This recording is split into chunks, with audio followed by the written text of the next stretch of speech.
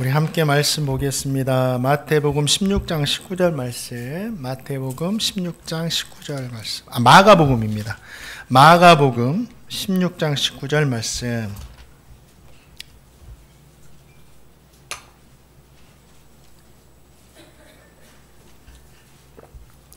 마가복음 16장 19절. 우리 한 목소리로 같이 읽겠습니다. 시작. 주 예수께서 말씀을 마치신 후에 하늘로 올려지사 하나님 우편에 앉으시니라. 아멘. 오늘은 사도신경의 하늘에 오르사 전능하신 하나님 우편에 앉아 계시다가 이 고백을 가지고 은혜 나누기를 소망합니다. 이 고백에는 두 가지 믿음의 고백이 담겨 있습니다. 하나는 십자가에 죽으시고 부활하신 예수님께서 하늘에 오르셨다라는 것이고, 하나는 하늘에 오르신 예수님께서 지금 하나님의 우편에 앉아 계신다라는 고백이 담겨 있습니다. 이 두 고백의 의미를 살펴보면서 귀한 은혜 나누는 시간 갖도록 하겠습니다. 자, 사도행전 1장 9절 말씀 함께 읽겠습니다. 시작. 이 말씀을 마치시고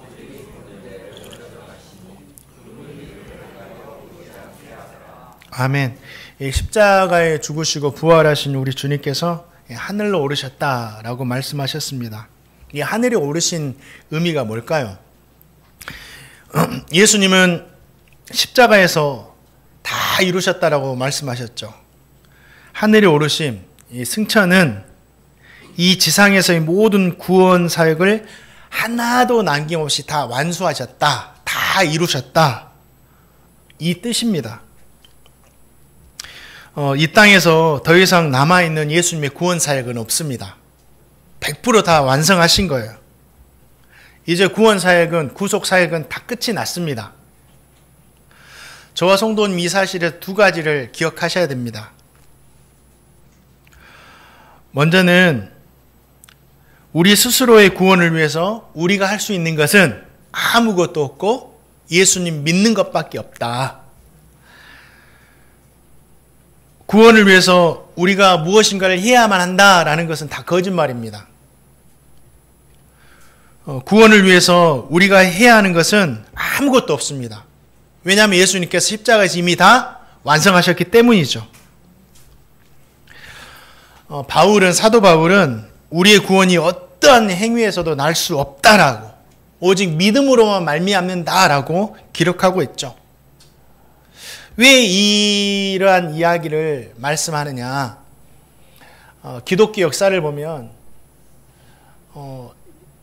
성도들에게 구원을 위해서 무엇인가를 좀 해야 된다라고 요구하는 적들이 있었습니다. 대표적으로 면죄부였죠. 믿으면 되는데 아니야, 너의 구원의 확증을 어떻게 받을 거야? 그러면서 너는 죄사함 받고 구원받았다라고 면죄부를 써가지고 돈을 받고 팔았죠. 이건 거짓말이었죠. 이 땅에서 우리가 구원을 위해서 단 0.1% 어떤 것도, 어떤 행위로도 우리가 할 것은 아무것도 없다. 단 한 가지, 오직 예수님을 믿는 것이다. 믿으면 되는 거예요. 그러나 우리 성도님들, 믿음을 강조한다고 해서 행함을 무시하면 안 됩니다.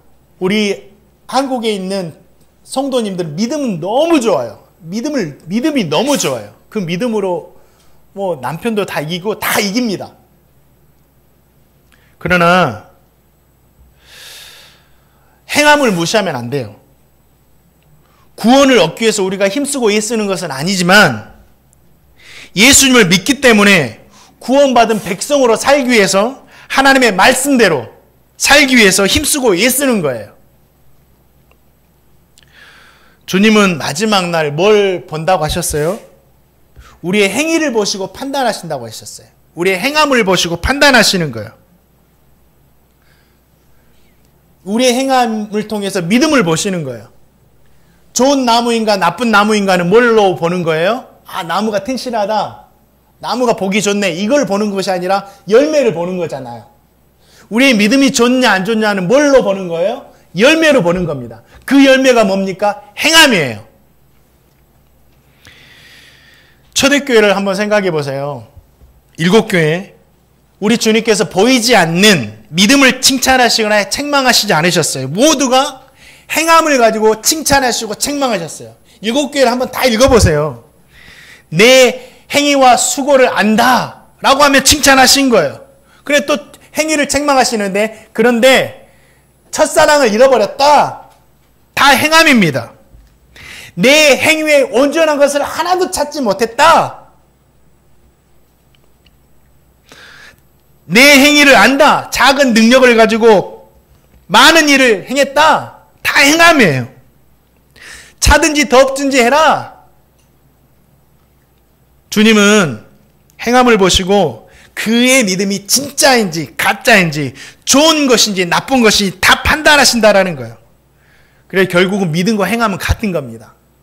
우리 성도님들, 진짜 믿음 좋은 사람은 열매도 있는 겁니다. 사랑하는 성도님들, 예수님께서 완전하게 구원을 완성해 놓으셨기 때문에 우리가 자기 자신의 구원을 위해서 할 수 있는 일은 아무것도 없고 유일하게 예수님을 믿는 믿음이다. 그 믿음을 우리는 무엇으로 나타내며 살아야 된다? 행함으로 나타내며 살아야 된다. 우리가 기도하는 것도요, 주일날 예배하는 것도 다 행함입니다. 또 한 가지, 우리가 우리 스스로의 구원을 위해서 할 수 있는 일은 예수 믿는 것인데, 우리가 이 타인의 구원을 위해서 할 수 있는 것도 있어요. 예수님을 믿고 믿지 않고는 주님께서 하시는 영역이지만, 우리가 주님을 믿기 위해서 타인을 위해서 할 수 있는 한 가지 이 일이 있는데, 그것이 무엇입니까? 복음 전함이에요. 부활하신 주님께서 제자들과 그 외 많은 사람들에게 보이셨죠. 그리고 제자들에게 예루살렘을 시작으로 땅끝까지 가서 부활의 증인이 되라, 이렇게 말씀하셨습니다. 복음을 전하라고 하신 거죠.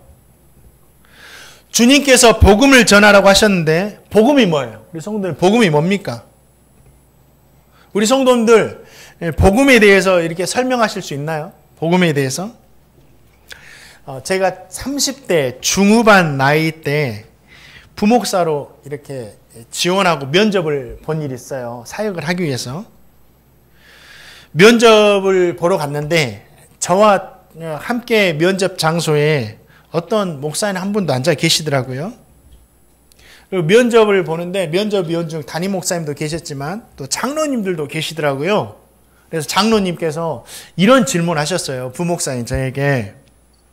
목사님들, 복음에 대해서 우리에게 한번 설명해 주십시오. 이거는 전혀 예상하지 못한 질문이었죠. 뭐 사역을 어떻게 하실 것인지, 어떻게 사역해 왔는지 이런 걸 질문할 줄 알았는데, 목사님들 복음에 대해서 우리에게 한번 설명해 주세요. 다행히도 당황했지만 제가 두 번째로 답을 해야 돼서 얼마나 다행했는지 모릅니다. 먼저 목사님께서 이렇게 대답하실 때 저는 얼른 약삭빠르게 머리로 생각으로 다 정리해가지고 막힘없이 막 이야기를 했죠. 그런데 처음 대답하신 목사님은 복음을 설명하다가 좀 머뭇거리시는 거예요. 몰라서 그렇겠어요? 저도 처음에 대답해야 했다면 머뭇거렸을 거예요. 우리가 알고 있는 것과 표현하는 것은 틀린 겁니다. 우리 성도님들도 복음에 대해서 알고 있지만 그것을 사람들에게 이해할 수 있도록 말해주는 것은요, 참 어려운 겁니다. 그래서 베드로 사도가 우리에게 뭐라고 그랬어요? 너희 속에 있는 소망에 관해서 묻는 자에게, 우리에 있는 소망이 뭐예요? 천국 가는 거잖아요. 구원이잖아요. 이 구원에 대해서 묻는 자에게 대답할 것을 항상 준비해라, 이렇게 말씀하십니다. 저와 성도님들, 복음에 대해서 누군가가 물어볼 때 대답할 준비가 다 되셨습니까? 지금부터 간략하게 이 복음에 대해서도 설명하기 어려워요.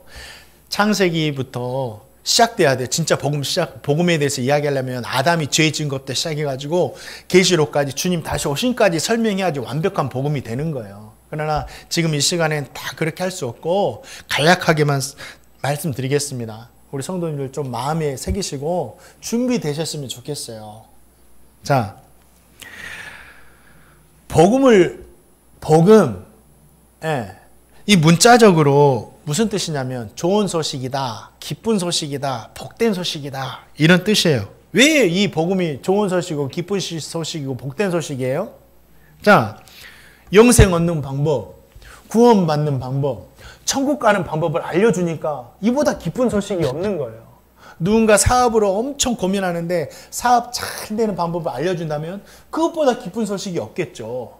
마찬가지로 우리에게 영생 얻는 방법을 알려주기 때문에 이 복음은 우리에게 기쁜 소식이 되는 겁니다. 그러면 우리가 어떻게 구원을 얻느냐?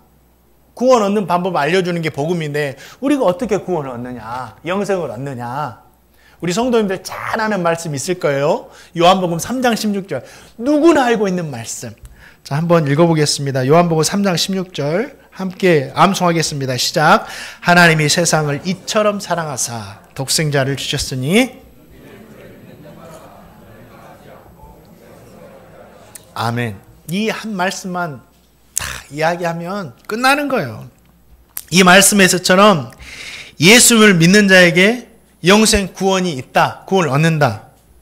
그래서 우리가 뭐라고 증거하는 거예요? 예수 믿으세요 하는 거예요. 예수 믿는 자에게 구원이 있으니까. 그래서 예수님 믿으세요 하는 것이 복음입니다. 그러면 예수님을 우리가 믿으라고 하는데 구체적으로 예수님이 무엇을 믿으라는 것인가? 이걸 또 우리가 설명할 수 있어야 돼요. 예수님은 뭘 믿죠? 우리가 예수님이 무엇을 믿어요? 인간은 모두 죄인이죠. 죄인이 아닌 사람 한 사람도 없다라고 성경 우리에게 분명 말씀하고 있어요. 이거는 인간이 인정하든지 인정하지 않든지 하나님께서 말씀하셨으니 그러는 겁니다. 인간은 다 죄인이에요. 죄인은 그 죄로 말미암아 심판, 멸망받아서 지옥 갈 수밖에 없는 인생입니다. 인간이 다 그래요. 그런데 예수님께서 인간의 모든 죄를 담당하셨어요. 우리에게 있는 죄를 다 가져가셨어요. 그래서 다 짊어지셨어요. 담당하셨어요. 그리고 그 죄를 해결하기 위해서 그 죄를 용서하시기 위해서 그 죄값을 대신 받아서 우리를 대신해서 그 죄값으로 십자가에 못 박아 죽으신 거예요. 죄를 지으면 죄값을 치르잖아요. 감옥에 가든지. 그 죄값, 우리의 죄값으로 십자가에서 다 죽으신 거예요. 우리를 대신해서. 이제 우리가 당해야 할 죄값을 예수님께서 십자가에서 대신 다 당해주신 거죠. 이제 우리에게는 우리의 죄값을 담당할 필요가 없는 거예요. 예수님께서 이미 다 담당해 주셨기 때문에. 우리가 빚을 졌어요. 우리를 사랑하시는 부모님이 이걸 아시고 빚을 대신 갚아줬어요. 그리고 완납증명서를 우리에게 지어줍니다. 우린 빚을 더 이상 갚을 필요가 있나요? 없나요? 없어요. 부모님이 다 갚아주셨으니까. 완납증명서가 그걸 증명하죠.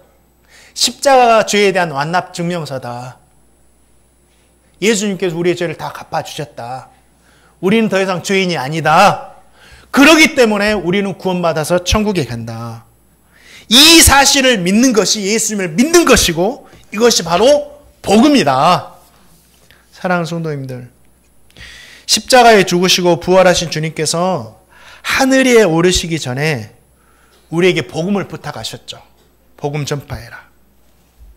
먼저 우리 성도님들 모두가 주님께서 완전하게 이루어 놓으신 복음의 확신을 거하시기를 주님의 이름으로 축원드립니다. 이 확신을 거해야 돼요. 예수님께 십자가에서 나의 모든 죄를 담당해 주셨다. 나는 더 이상 죄인이 아니다. 그리고 누군가가 복음을 물어볼 때, 구원에 대한 소망에 대해서 물어볼 때 언제라도 답할 수 있는 준비를 해놓고 기회가 될 때마다 복음 전하며 살아가시는 제가 되고 우리 성도님 되시기를 주님의 이름으로 축원드립니다. 성천하신 주님께서 우리에게 복음을 부탁하시잖아요. 하늘에 오르사. 주님, 제가 주님께서 부탁하신 복음을 증거하며 살겠습니다. 저 또한 복음을 믿고 예수 믿으며 살겠습니다. 이 고백이 이 신앙의 고백 안에 담겨 있다고요. 또 한 가지, 성경은 하늘에 오르신 성천하신 주님께서 하나님의 우편에 앉아 계신다라고 말씀하고 있습니다. 이 말씀에는 주님께서 우리 왕이 되셔서 계속해서 우리를 통치하고 다스리시고 계신다는 것과 우리를 위해서 계속해서 기도하고 계신다, 이 두 가지 의미가 있어요. 주님이 보좌 우편에 앉아 계신다라는 의미에 주님은요 우리의 왕이 되셔서 계속해서 통치하고 계세요. 지금도 다스리고 계세요. 주님은 부활 승천하신 주님은 죽으신 분이 아니에요. 지금도 살아계셔서 우리를 다스리고 계신다. 성경은 하나님의 우편을요 권능과 통치의 의미로 우리에게 말해주고 있습니다. 히브리서 12장 2절에서는 하나님의 보좌의 우편에 주님께서 앉아 계신다라고 말씀하세요. 보좌는 뭘 의미해요? 왕을 상징하죠. 예수님께서 왕의 권능을 가지고 지금도 저와 성도님을 통치하고 계신다라는 거예요. 하나님이 우편에 앉아 계신다라는 뜻이, 예수님이 죽으신 분이 아니에요. 부활하셨던 그대로 승천하셨고 그 모습 그대로 보좌 우편에 앉아 계심으로 말미암아 지금도 살아계셔서 왕으로서 우리를 다스리고 계신다. 그러면 왕 되신 주님께서 우리를 다스리시는데 어떻게 다스리시는가? 세상의 왕은 군림하고 세상의 왕은 우리에게 영광을 얻고 세상의 왕은 우리에게서 무엇인가를 얻기 위해서 될 수 있지만 우리 주님의 통치하심 그게 아니잖아요. 세상에서 다 보여주셨어요. 돌보시고 책임지시고 지키시고 보호하시고 결국은 승리하게 하시는 것이 바로 주님의 통치하심이다. 주님은 지금도 우리를 그렇게 다스리세요. 우리에게 빼앗으시려고 우리의 왕이 되시는 것이 아니라 우리에게 더 주시려고 왕이 되셔서 다스리신다. 성령 충만했던 스데반 집사님이 예루살렘 교회의 안수 집사님으로 세워지죠. 사도들을 도와서 구제하는 일을 맡아가지고 열심히 교회를 섬겼습니다. 그러니까 교회 직분자들은 사도들의 일을 돕는 자들이 직분자들이에요. 초대교회를 보니까. 그리고 열심히 교회를 섬겼고 동시에 세상에 나가서도 스데반 집사님이 복음을 전했어요. 이 성령 충만한 스데반 집사님이 얼마나 지혜롭게 복음을 전했는지 당할 자가 없는 거예요. 결국은 시기 질투를 받아가지고 매수된 사람들에게 모함을 받습니다. 우리가 스데반 집사라는 사람이 모세와 하나님을 모독하는 말을 들었다. 거짓 고발을 당해서 공의 앞에 서게 되죠. 예수님처럼 신성 모독죄로 고발당해서 재판을 받게 된 거예요. 스데반 집사님도. 스데반 집사님이 공의 앞에서도 변론하지 않아요. 그곳에서 뭘 합니까? 복음을 전합니다. 아브라함을부터 시작으로. 이 복음을 전하는 스데반 집사님의 모습이 천사의 모습과 같았다고 그랬어요. 천사의 모습과 같았다고. 그러니까 뭐냐면 진짜 복음 충만하고 성령 충만한 사람은요 천사의 모습처럼 되는 거예요. 기도만 열심히 해도요 천사의 모습처럼 보여지는 겁니다. 성령 충만한 스데반 집사님이 복음을 전하다가 마지막에 뭘 촉구해요? 회개를 촉구합니다. 회개하고 성령 받아야 된다. 예수 믿어야 된다. 이 촉구하니까 그 말을 듣던 사람들이 일제히 마음에 찔림은 받아요. 찔림은 받습니다. 그런데 이를 갈아요. 여기서 특이한 게 있어요. 우리도 마찬가지, 성도님들도 마찬가지입니다. 저는 지금 제 말을 전하는 것이 아니라 하나님의 말씀을 전하잖아요. 저는 하나님의 말씀을 전함에도 불구하고 우리 성도님들의 마음에 찔림을 받는데 두 가지 형태로 나타나요. 하나는 회개하든지 하나는 미워하든지. 이때 당시 마음에 찔림을 받았는데 시기 질투하고 미워해요. 분노합니다. 우리 성도님들 제가 말씀 전할 때 절대 이런 행동을 하면 이런 마음을 가지면 안 돼요. 진짜 마음에 찔림을 받으면 우리 회개해야 됩니다. 지가 뭔데? 아니에요. 제가 말씀을 전하는 것이 아니라 하나님의 말씀을 저는 대언하는 거예요. 스데반 집사님은요 복음을 전하다가 이렇게 복음을 전하다가 예수님께서 하나님의 우편에 계신 것을 보게 돼요. 스데반 집사님도 봤어요. 하나님의 다스리시고 통치하심을 보게 됩니다. 자, 사도행전 7장 55절 말씀 한번 읽어볼까요? 함께 읽겠습니다. 시작.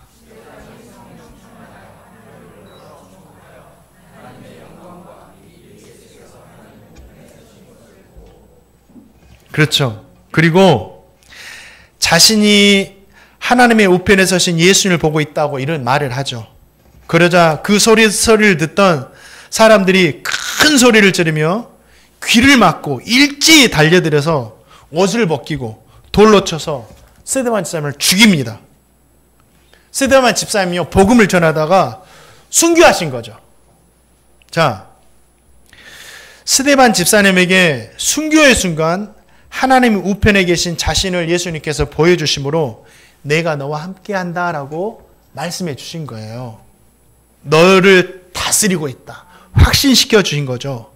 복음 전하는 순간에도, 복음을 전하다 순교하게 되는 그 순간에도 여전히 주님은 왕으로서 당신의 백성을 통치하고 계셨다라는 거죠. 뭐 순교와 주님의 통치하심이 뭔 상관이야? 주님의 통치하심이 순교라면 별론데? 이렇게 말할 수 있죠.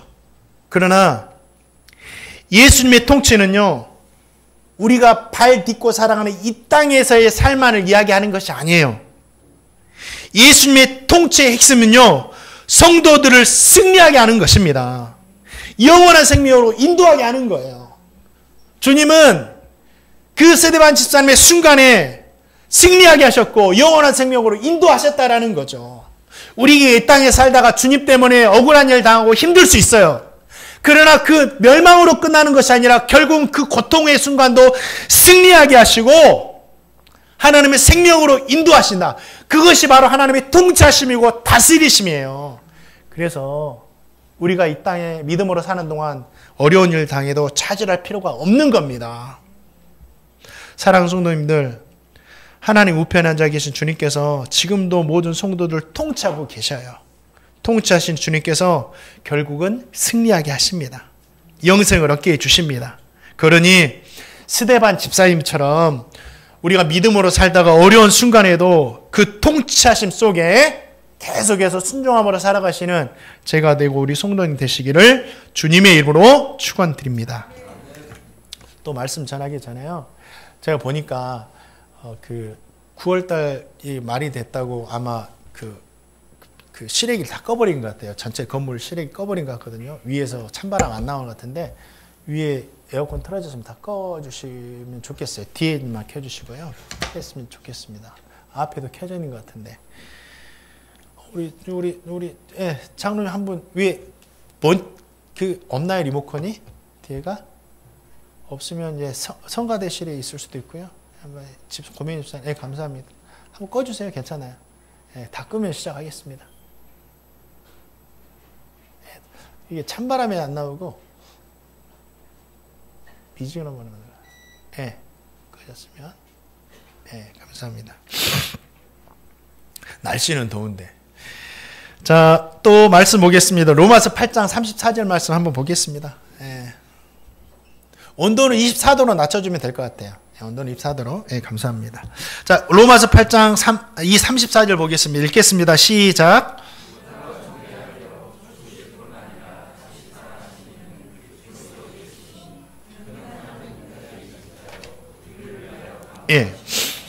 예수님께서 우리를 위해 죽으시고 부활하신 것으로 우리에 대한 자기 사랑을 끝내신 것이 아니에요. 예수님 지금도 하나님이 우편에 서서 우리를 위해서 간구하신대요. 기도하신대요. 그러면 무엇을 위해서 우리에게 간구하고 기도하시느냐? 성경을 보면요, 주님께서 우리를 간구하시는 기도 내용이 많이 나오고 있습니다. 우리의 죄 용서를 위해서요 기도하시고요, 시험에 빠지지 않기 위해서 기도하시고요, 믿음이 성장하도록 기도하시고요, 하나님과 더 깊은 교제할 수 있도록 기도하시고요, 우리가 구원에 이르기 위해서 계속해서 기도하신대요. 성경 자체가 우리를 위한 주님의 기대와 기도를 담고 있는 겁니다. 자, 그러면 우리 두 가지 정도만 주님께서 우리에게를 위해서 기도하시는 것 구체적으로 보겠습니다. 누가복음 22장 32절 말씀 읽겠습니다. 시작.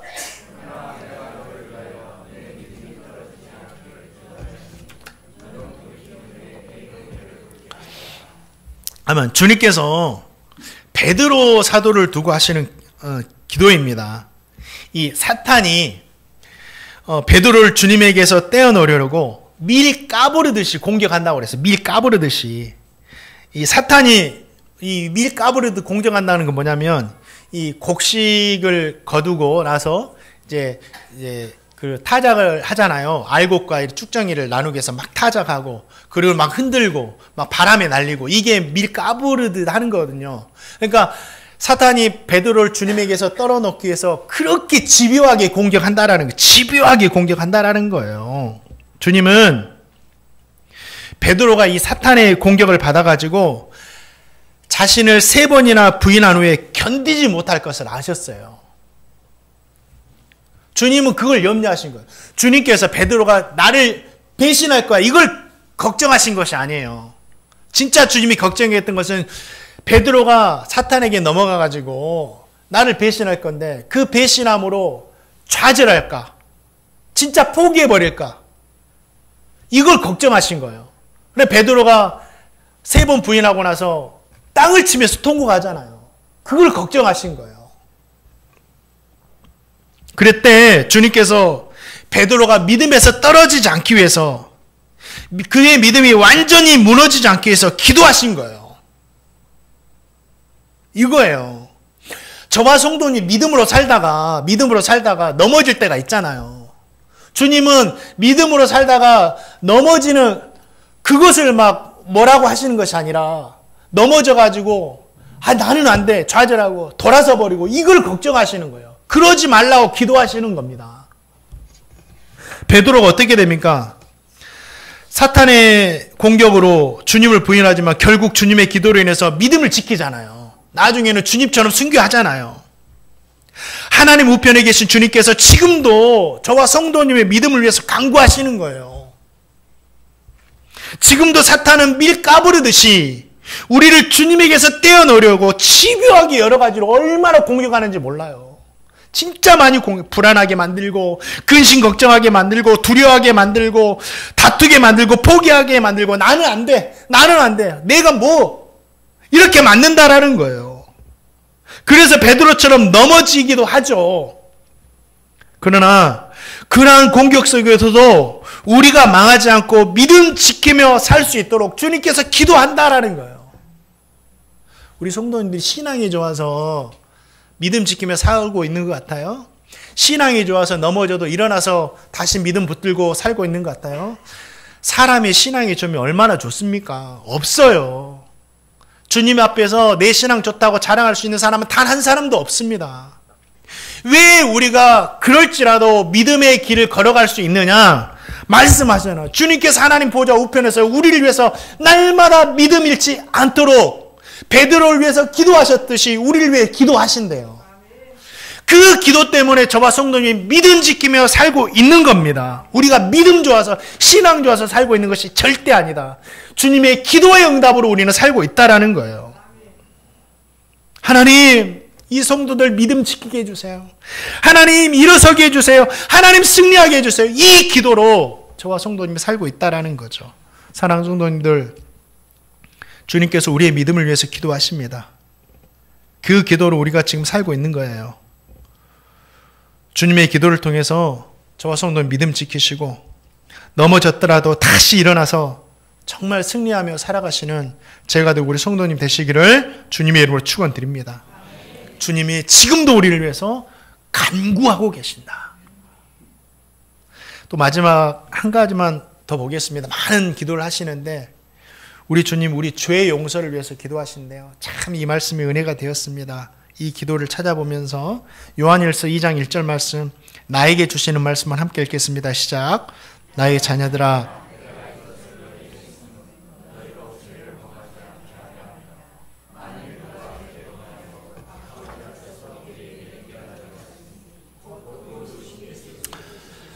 아멘.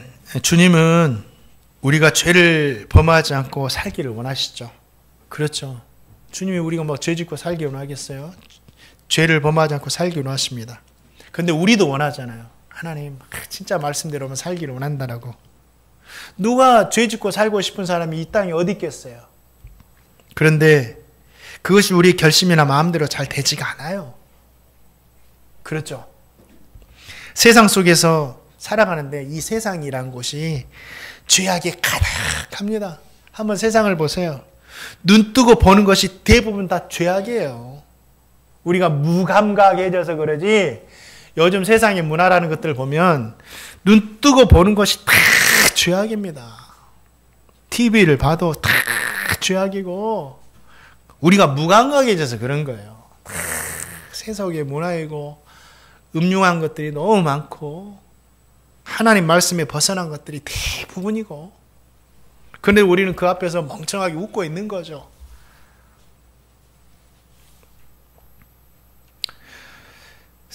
하나님을 떠난 죄악 아닌 것이 별로 없어요. 그러한 세상에 살다가 보면 성도들 어떻게든 무감각하게 되는 거예요. 죄를 죄로 여기지 않고 자연스러운 것이 되고 문화라는 것이 되고 우리가 이러한 세상에 살면서 알고도 죄를 짓지만 모르고 짓는 죄도 엄청 많아요. 우리가 주님은 이 사실을 다 아셨어요. 그래서 우리가 범죄할 때마다 어떻게 하십니까? 하나님 앞에서 우리의 대언자가 되어신 대언자. 대언자는 뭐예요? 법정에서 우리를 변호하시는 변호사와 같은 역할을 한다라는 거예요. 주님은 우리의 죄가 예수님의 십자가를 통해서 이미 해결을 받았음을 표현하시면서 하나님께 우리를 용서해 달라고 간구하시는 거예요. 하나님, 저희 십자가의 죄로 다 용서받았습니다. 이렇게 대언해 주시는 거예요. 그러면 하나님께서 우리의 지은 죄가 어떠한 죄라도 용서하지 않을 수 없다라는 거예요. 우리가 의인이어서 의인으로 보는 것이 아니라 의인이 된 것이 아니라 예수님을 보시고 우리를 의인 삼아 주신 거예요. 왜요? 우리의 죄가 아무리 주홍같이 지워지지 않는 흉악한 범죄일지라도 예수님이 짊어지신 십자가만큼은 아니기 때문에 우리가 나는 이 죄 구원받지 못해 이걸 교만이에요. 우리가 어떠한 죄를 지었더라도 예수님의 십자가만큼은 짓지를 못해요. 그래서 저와 성도님이 하나님께 나아갈 때 예수님을 붙들고 예수님의 이름으로 나가는 거예요. 예수님의 이름으로 나갈 때 그 이름 보시고 우리 예배를 받아주시는 거고요. 우리 기도를 받아주시는 거고요. 우리의 찬양을 받아주시는 것이 우리 자체가 의로워서 받아주시는 것이 아닙니다. 대언자 대신 예수님이 계시기 때문에 우리가 지금 예배할 때도 하나님께서 받아주신다라는 거예요.